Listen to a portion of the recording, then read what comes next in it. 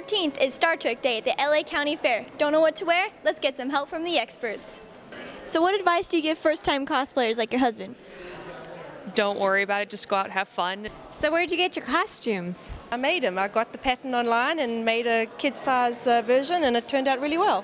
So what are some good characters from Star Trek that people can cosplay as?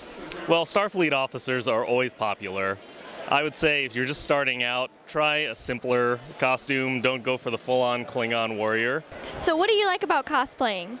This is actually my first time doing it. I love Star Trek, and this is just a perfect opportunity to break into this. And it's no different than football fans or NASCAR fans or fishing fans.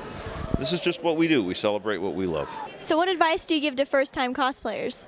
I would say to get your costume as early as you can and try it on and lose as much weight as possible.